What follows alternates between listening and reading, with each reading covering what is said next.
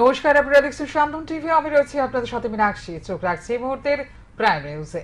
বুধবার পথ প্রদর্শকের ভূমিকা পালন করলেন রাজ্যের মুখ্যমন্ত্রী ডাক্তার মানিক সাহা। সৃষ্টি করলেন এক নতুন কীর্তি। ঘটনা রাজধানী আগরতলায় দলীয় কার্যক্রমে যাওয়ার পথে ভিড়ের জন্য যাতে ছাত্রছাত্রীদের যাতায়াতের ক্ষেত্রে কোনো ধরনের অসুবিধা না হয়, এর জন্য মুখ্যমন্ত্রী ডাক্তার মানিক সাহা নিজের কনভয় থামিয়ে নিজেই নেমে পড়লেন রাস্তায়। স্কুল বাসটিকে যাওয়ার জন্য পথ পরিষ্কার করে দিলেন তিনি। মুখ্যমন্ত্রীর এই ভূমিকায় খুশি ছাত্রছাত্রীরাও। যাওয়ার সময় স্কুল বাস থেকে মুখ্যমন্ত্রীকে টাটা করতে দেখা গেছে ছাত্রছাত্রীদের। মুখ্যমন্ত্রীর নজরও সেটা এড়িয়ে যায়নি, তিনিও হাতে নেড়ে ছাত্রছাত্রীদের দিলেন টাটা। 1 এপ্রিল পূর্ব ত্রিপুরা লোকসভা আসনের ইন্ডিয়া জোটের প্রার্থী রাজেন্দ্র রিয়াং ধলাই জেলা শাসক তথা রিটার্নিং অফিসারের নিকট মনোনয়নপত্র জমা দেবেন। বুধবার সন্ধ্যায় আগরতলা প্রেস ক্লাবে ইন্ডিয়া জোটের অধীন 8টি রাজনৈতিক দলের মিটিং শেষে সাংবাদিক সম্মেলনে এমনটাই জানান ইলেকশন ক্যাম্পেইন কমিটির যুগ্ম কনভেনর জিতেন্দ্র চৌধুরী। পাশাপাশি তিনি নির্বাচন কমিশনকে নিরপেক্ষ ভূমিকা পালনের জন্য আহ্বান জানান। লোকসভা নির্বাচনকে সামনে রেখে রাজ্যে ভোট প্রচারে আসতে চলেছেন কংগ্রেসের সর্বভারতীয় নেতৃত্ব রাহুল গান্ধী, প্রিয়াঙ্কা গান্ধী, কানাইয়া কুমার এবং পলিট ব্যুরো সদস্য প্রকাশ কারাত থেকে শুরু করে এক ঝাঁক নেতৃত্ব। তারা আসার মূল কারণ হলো আসন্ন নির্বাচনে দেশ থেকে যদি এক ব্যক্তির শাসন ব্যবস্থা উৎখাত করা না যায়, তাহলে আগামী দিন ইন্ডিয়া জোট হারলেও নেতৃত্বদের অস্তিত্ব থাকবে, কিন্তু জনগণ তার সাংবিধানিক অধিকার হারাবে। বুধবার আগরতলা প্রেস ক্লাবে ইন্ডিয়া জোটের বৈঠকের পর জনগণের উদ্দেশ্যে এই কথাই বললেন ইলেকশন ক্যাম্পেইনের কমিটির কনভেনর সুদীপ রায় বর্মন। তিনি বলেন, বুধবার মনোনয়নপত্র দাখিল ঘিরে ইন্ডিয়া জোটের মিছিলে ব্যাপক উচ্ছ্বাস লক্ষ্য করা যায়। মিছিল করে যাওয়ার সময় দোকানপাট থেকে মানুষ বের হয়ে সমর্থন করেছে, কিন্তু অপরদিকে যখন বিজেপি মনোনীত প্রার্থী সমর্থনে মিছিল শুরু হয়েছিল তখন মানুষ আতঙ্কগ্রস্ত এবং যারা মিছিলে হাঁটছিল তাদেরও জোর করে আনা হয়েছে তা বোঝা গেছে। তাদের মধ্যে ছিল না উৎসাহ উচ্ছ্বাস, তারা অর্ধেক রাস্তা মিছিলে হেঁটে বাড়ি চলে যায়। ইন্ডিয়া কনস্টিটিউয়েন্ট যারা পার্টিজ এবং লাইক মাইন্ডেড পার্টিজ গুলো আমাদের ত্রিপুরা শাখা 8টি রাজনৈতিক দলের নেতৃত্বরা আমরা বসে আগামী দিনের কর্মসূচিগুলো নিয়ে আমরা আলোচনা করেছি। দুটোর মধ্যে যে পার্থক্যটা সবাই বলা বলি করছে আগরতলা শহরের মানুষ, একটা চিত্র পরিষ্কার, জোর করে এনেছে অর্ধেকের বেশি লোক হাঁটেনি। তাদের মধ্যে কোনো প্রাণ ছিল না, উৎসাহ ছিল না, উদ্দীপনা ছিল না। আর আমরা এই ইন্ডিয়া জোটের হয়ে যারা লড়াই করবে বলে দৃঢ় প্রত্যয় নিয়ে মাঠে ময়দানে নেমে লড়াই করছে, তারা আজকে পুরো উৎসাহ, উদ্দীপনা, সাহস, বুকে সাহস নিয়ে তারা কিন্তু আজকে আমাদের অংশগ্রহণ করেছেন, পার্টিসিপেট করেছেন। এবং রাস্তার দুপাশে মানুষের যে সারা আমরা উপলব্ধি করলাম, দেখলাম, চাক্ষুষ করলাম। ভারতীয় জনতা পার্টির মিছিল যখন যায় মানুষের মধ্যে একটা আতঙ্ক তটস্থ বিরাজমান ছিল, আর ইন্ডিয়ার জোটের প্রার্থী যখন যায় তখন দোকানপাট থেকে দোকানের মালিক, কর্মচারী, ক্রেতা, বিক্রেতা সকলে রাস্তার দুপাশে দাঁড়িয়ে আমাদেরকে হাত নাড়াচ্ছিলেন, আশীর্বাদ জানাচ্ছিলেন। এতে আমরা দারুণভাবে উৎসাহিত। অপরদিকে সিপিআইএম রাজ্য সম্পাদক জিতেন্দ্র চৌধুরী জানান, একই দিনে দুটি মিছিল পাশাপাশি দেখার পর রাজ্যবাসী দুটি মিছিলের পার্থক্যটা বুঝতে পেরেছেন। চেষ্টা করা হচ্ছে রাজ্যের প্রতিটি বিধানসভা এলাকায় ইন্ডিয়া জোটের নামে একটি করে জনসভা করার। জিতেন্দ্র চৌধুরী এদিন নির্বাচন কমিশনের নিকট নিরপেক্ষ ভূমিকা পালনের দাবি জানান। পাশাপাশি তিনি জানান, 1 এপ্রিল পূর্ব ত্রিপুরা লোকসভা আসনের ইন্ডিয়া জোটের প্রার্থী রাজেন্দ্র রিয়াং ধলাই জেলা শাসক তথা রিটার্নিং অফিসারের নিকট মনোনয়নপত্র জমা দেবেন। জনগণের মধ্যে শুধু একটা ভোট না, নতুন সরকার তৈরি করা না, দেশ রক্ষার, সংবিধান রক্ষার যে একটা আলাদা সংকল্প প্রতিটা নাগরিকের মনে উদ্ভূত হয়েছে, এটাকে সারা রাজ্যে ছড়িয়ে দেওয়ার জন্য আজকে আমাদের এই ইন্ডিয়া ব্লকের রাজ্যভিত্তিক যে কমিটি প্রচারে আমরা বসেছি। এবং এটা আপনাদের মাধ্যমে জানাতে চাই যে রাজ্যের সমস্ত জেলাতে, সমস্ত মহকুমাতে স্বতঃস্ফূর্তভাবে এই যে 8টা দল আমরা মিলিত হয়েছি, তারা আমাদের যেদিন 20 তারিখে যেদিন আমাদের প্রথম সভা হয়, প্রথম এরকম একটা কমিটি আমরা করি, তার 4 দিনের মধ্যে সর্বত্র এই কমিটি তারা বসেছে এবং তৃণমূল স্তর অব্দি প্রচারে অ্যাসেম্বলি পর্যন্ত অলরেডি কমপ্লিট, যৌথভাবে তারা যাচ্ছে। 4টে অ্যাসেম্বলিতে। তো আজকে আমরা ঠিক করেছি প্রত্যেক মহকুমাতে এবং চেষ্টা করা হচ্ছে প্রত্যেক বিধানসভা কেন্দ্রে এই ইন্ডিয়া মঞ্চের নামে একটা যৌথ জনসভা আমরা করব। রাজ্যভিত্তিক তো হবেই, বা দুটি লোকসভা কেন্দ্র ভিত্তিক পূর্ব এবং পশ্চিমের সর্বভারতীয় নেতৃত্বের উপস্থিতিতে। যেহেতু পশ্চিমেরটা 19 তারিখে ভোট, সামনে এই সংক্রান্তি মাস পড়লা, তার আগেই আমাদের করতে হবে। এই দিনের মিটিংয়ে ইন্ডিয়া জোটের আগামী দিনের কর্মসূচি নিয়ে বিস্তারিত আলোচনা হয় এবং ইন্ডিয়া জোটের আগামী দিনের কর্মসূচি নিয়ে বেশ কিছু সিদ্ধান্ত গ্রহণ করা হয়। বৈঠকে সিপিআইএম ও কংগ্রেস ছাড়াও আরও 6টি রাজনৈতিক দলের প্রতিনিধিরা অংশগ্রহণ করে। শান্তন টিভি। খোয়াই জেলার জেলা শাসক চাঁদি চন্দ্রনের পৌরোহিত্যে বুধবার জেলা শাসকের কার্যালয়ের কনফারেন্স হলে জেলা নার্কো কোঅর্ডিনেশন কমিটির বৈঠক অনুষ্ঠিত হয়। বৈঠকে ড্রাগস ও নেশার বিরুদ্ধে জনসাধারণকে সচেতন করে তোলার জন্য গুরুত্বপূর্ণ আলোচনা হয়। পাশাপাশি সচেতনতামূলক কর্মশালার ব্যবস্থাও গ্রহণ করা হয়। জেলার বিভিন্ন প্রান্তে গাঁজা চাষ করা হয়।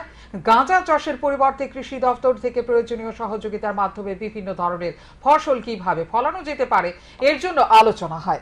এই বৈঠকে জেলা শাসক ছাড়া উপস্থিত ছিলেন জেলার police super doctor Ramesh Chandra Yadav, Khowai ও তেলিয়ামুড়া মহকুমার মহকুমা শাসক, জেলা স্বাস্থ্য আধিকারিক ডক্টর নির্মল কুমার সহ সীমান্ত সুরক্ষা বাহিনীর আধিকারিকও। डिस्ट्रिक्ट का नारकोटिक्स कंट्रोल एनकोड मीटिंग हुआ था, मंथली मीटिंग। तो इसमें ऑल लाइन डिपार्टमेंट्स प्रेजेंट थे, police, CMO office, dice, DEO, सब जगह से पार्टिसिपेशन था।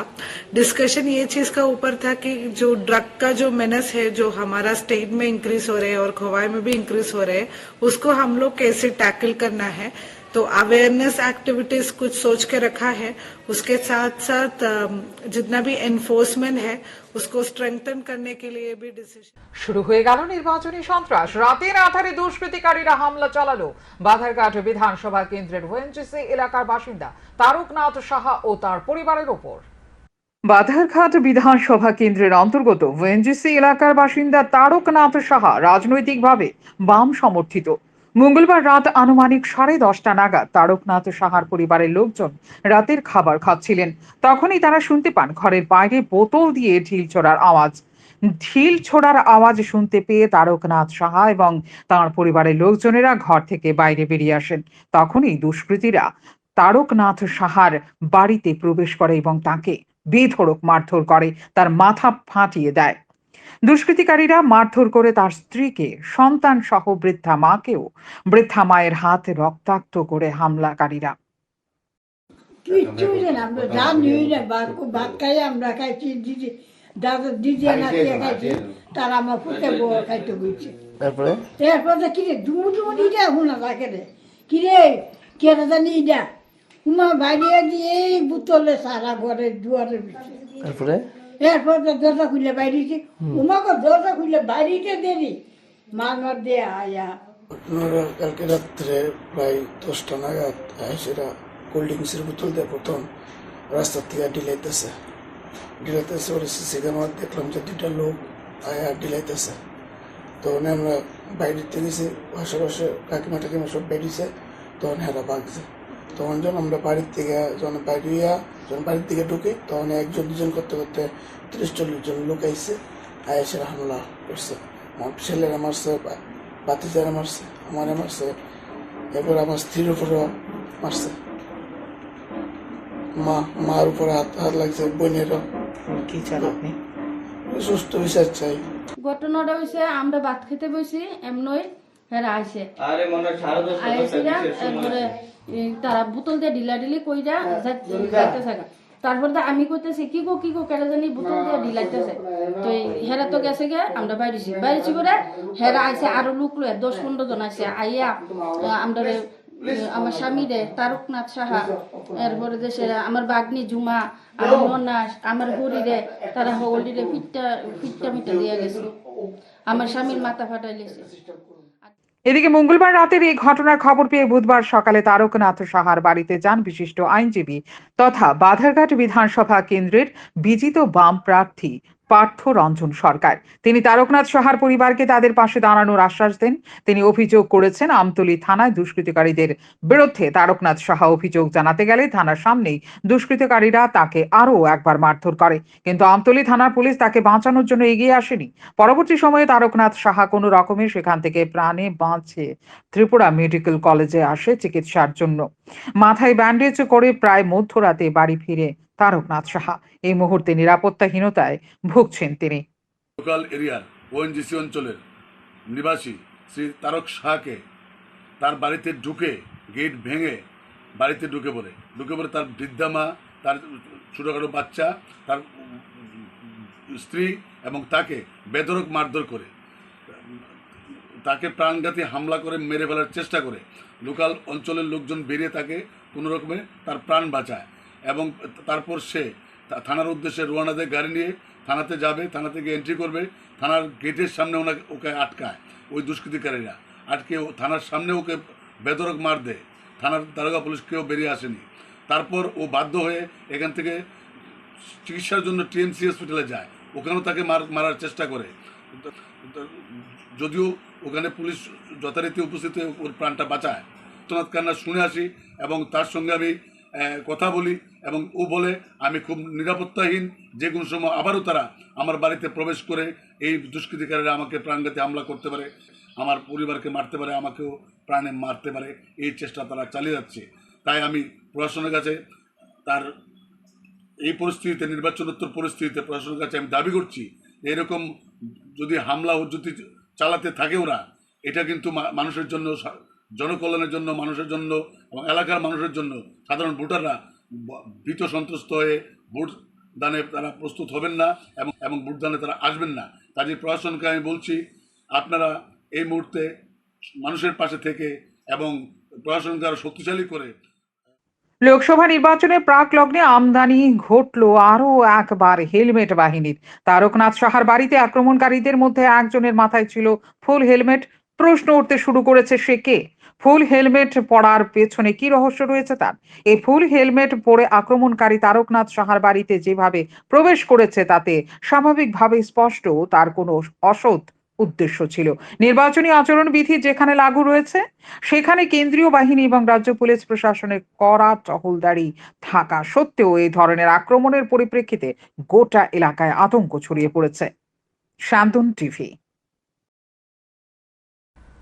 চিটফান্ড রোজভ্যালির আমানতকারীরা তাদের গচ্ছিত অর্থ যাতে ফেরত পায় এর জন্য গত বছরের 21 সেপ্টেম্বর কলকাতা হাইকোর্ট আমানতকারীদের জন্য আবেদনমূলক একটি রায় প্রদান করে। কলকাতা হাইকোর্টের জন্য অ্যাসেট ডিসপোজাল কমিটি গঠন করে। এই কমিটির মাধ্যমে গত 24শে মার্চ জাতীয় স্তরে 3টি সংবাদপত্র এবং বৈদ্যুতিন প্রচার মাধ্যমে আমানতকারীদের টাকা ফেরত পাওয়ার জন্য অনলাইনে আবেদন করার বিজ্ঞপ্তি জারি করা হয়। গোটা দেশে রোজভ্যালির আমানতকারীদের গচ্ছিত অর্থ ফেরত পাওয়ার জন্য অনলাইনে আবেদন করার বিজ্ঞপ্তি জারি করা হয়। অনলাইনে আবেদন করার সময় যাবতীয় কাগজপত্র জমা করতে হবে আমানতকারীদের। ত্রিপুরার সাধারণ মানুষের একটি বড় অংশ রোজভ্যালির খপ্পরে পড়ে কারি টাকা গচ্ছিত রেখেছিল রোজভ্যালি নামের এই চিট ফান্ডে। রাজ্যের আমানতকারীরাও কিভাবে নিজেদের গচ্ছিত অর্থ ফেরত পেতে পারেন এর জন্য অনলাইনে আবেদন করার বিষয়টি তুলে ধরে বুধবার এক সাংবাদিক সম্মেলনে বিস্তারিত জানিয়েছে রোজভ্যালি ফিল্ড ওয়ার্কার্স অ্যাসোসিয়েশনের ত্রিপুরা রাজ্য কমিটির প্রতিনিধিরা। যাতে আপনাদের মাধ্যমে সারা ত্রিপুরার যাতে যত আমানতকারী রয়েছে ওনারা যাতে ওয়েবসাইটের মাধ্যমে প্রত্যেকের আমানত সংগ্রহ করতে পারেন, প্রত্যেকের সার্টিফিকেটগুলো যাতে জমা করতে পারেন এবং নির্দিষ্ট সময়ের পরে যাতে প্রত্যেকে ফেরত পান, সেই লক্ষ্য রেখেই আপনাদের কাছে আমরা সেই দায়িত্বটুকু তুলে দিতে চাই। বাইক কিনতে এসে টেস্ট ড্রাইভের নাম করে বাইক নিয়ে পালালো এক চোর, আর যিনি বাইক বিক্রি করতে এসেছিলেন তাকে উপহার স্বরূপ দিয়ে গেল চুরির বাইক। ঘটনা উদয়পুর মহকুমায়।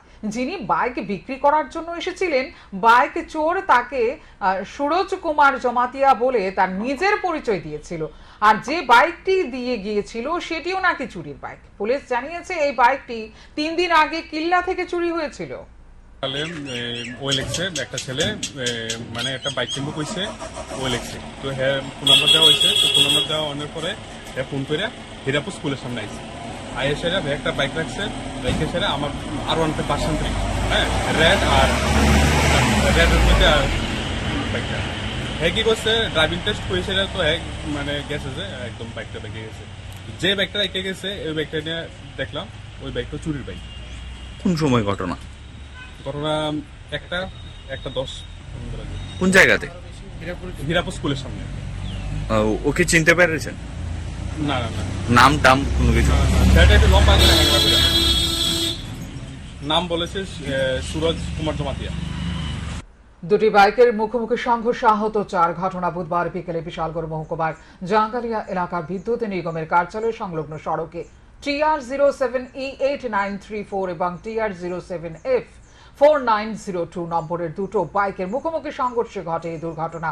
দুটি বাইকে দ্রুত গতিতে থাকার ফলে নিয়ন্ত্রণ হারিয়ে এই দুর্ঘটনার কবলে পড়ে। আহতরা হলেন শুভঙ্কর দেবনাথ, হানিফ মিয়া, আকাশ সাহা, আর একজনের নাম জানা যায়নি। উদ্ধার করে নিয়ে যায় বিশালগড় থানার পুলিশ। অগ্নি নির্বাপক দপ্তরের কর্মীরা আহতদের উদ্ধার করে নিয়ে যায় বিশালগড়ের মহকুমা হাসপাতালে। আহতদের মধ্যে হানিফ মিয়ার অবস্থা আশঙ্কাজনক হওয়ায় বিশালগড় মহকুমা হাসপাতাল থেকে উন্নত চিকিৎসার জন্য তাকে পাঠানো হয় জিবি হাসপাতালে।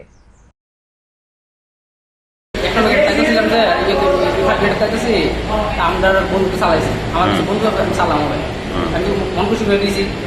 এমন করে আমি জানি না কজন ছিল বাইকে? আমরা 3 জন আসলাম। কই যেতে আসলো? আমরা বিশাল নামাই দিয়ে বাড়ি যাবো, মানে বিশাল করে যেতে আসলাম? বিশাল করে নামাই দিয়ে বাড়ি যাবো। যে আহত হয়েছে এর নাম কি? এর নাম আমি বলতে পারলাম না, আমার 8টা বন্ধু এখন ভাবি বাইক বন্ধু বলে দিলাম। তুমিও ব্যথা পাইছো? আমি বেশি পাইছি না, আলটা খাওয়া পাইছি। কোন জায়গাতে হয়েছে ঘটনাটা? কান্ট্রিশন দিকে গেছি। বাঙালি খাদ্য রসিকদের জন্য রাজধানী আগরতলায় বড় পরিসরে পথ চলা শুরু করলো শিলা দাস পোদ্দারের বাংলা ভোজ। আর এই বাংলা ভোজ মানে হচ্ছে বাঙালির খাবারের সেরা খাবার। 2020 সালে করোনা মহামারীর শেষ সময়ে গৃহিণী শিলা দাস পোদ্দার পথ চলা শুরু করেছিলেন মা শারদার রান্নাঘর দিয়ে, যা এই মুহূর্তে চলে আসে ব্যাপক জনপ্রিয় তালিকায়। সেই পথে চলার দীর্ঘ 3 বছর পর বুধবার থেকে এই মা শারদা রান্নাঘর শুরু করলো বড় পরিসরে পথ চলা। বাঙালি খাদ্য রসিকদের জন্য শিলা দাস পোদ্দার নিয়ে এলেন বাংলা ভোজ, যার অর্থই হচ্ছে বাঙালির খাবার সেরা খাবার। রয়েছে বিশেষ বাঙালি থালির আয়োজন। ডিশ শুরু 199 টাকা থেকে। কলকাতা, ত্রিপুরা সহ বাংলাদেশের ঐতিহ্য প্রবণ ডিশ তুলে ধরাই মূল লক্ষ্য এই বাংলা ভোজের আয়োজনের মধ্য দিয়ে, এমনটাই জানিয়েছেন শিলা দাস পোদ্দারের কন্যা দেবশ্রী পোদ্দার। বাংলা ভোজ রেস্টুরেন্ট হলো ত্রিপুরার প্রথম অথেন্টিক বেঙ্গলি রেস্টুরেন্ট, যেখানে আমরা চাইছি কলকাতা এবং বাংলাদেশ এবং আমাদের ত্রিপুরার যত ঐতিহ্যময়ী ডিশ আছে, বাঙালি ডিশ, এগুলিকে তুলে ধরার জন্য। তো এই রেস্টুরেন্টটা বেসিক্যালি আমার মায়ের। প্রথমত আমার মা 50 বছর বয়সের পরে ওনার বসে থাকতে ভালো লাগছিল না, তো ভাবলো যে কিছু একটা করা যাক। ছেলে মেয়ে মানে আমার ভাই আর আমরা সেটেল হওয়ার পর মার বাড়িতে বসে ভালো লাগতো না, তখন মা ভাবলো যে কিছু একটা করা যাক। আর আমার মার সবসময় রান্না করা খুবই পছন্দ। তখন আমার দাদা আইডিয়া দেয় যে আমরা একটা ক্লাউড কিচেন খুলতে পারি। তখন আমিও এটাতে বলি হ্যাঁ। তারপর আমরা আস্তে আস্তে সুইগি, জোম্যাটো ওদের সাথে কন্ট্যাক্ট করলাম, টাই আপ করলাম। তারপর 50 বছর বয়স থেকে মা 2020-এর করোনার শেষে একটা ছোট্ট ক্লাউড কিচেন খোলা হয়। যখন আমরা ক্লাউড কিচেন খুলি তখন শুধুমাত্র রাত্রি 12টার দিকে একটা অর্ডার আসে।